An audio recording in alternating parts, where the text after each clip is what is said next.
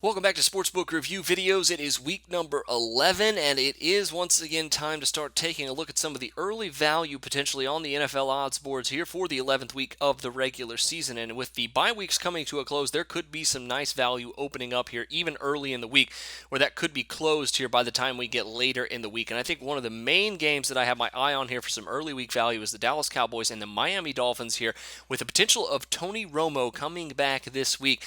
I think the sports books are overvaluing the Dallas Cowboys here just a little bit, because despite the fact that a lot of their problems center around Tony Romo going down, of course they haven't won a game since he did go down.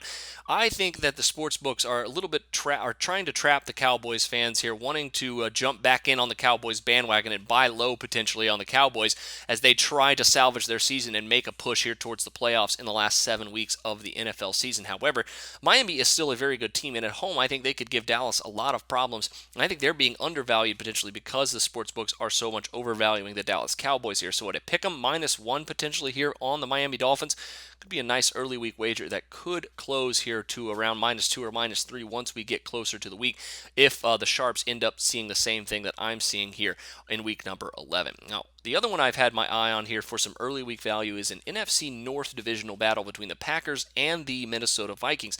And the Vikings actually come in as a -1 favorite after the Packers looked pretty atrocious here in week number 10, losing at home to the Detroit Lions. However, that could easily be a really outlier here, and the Packers could come back strong this week against the Minnesota Vikings, despite the fact that this time now they're on the road against a tougher team.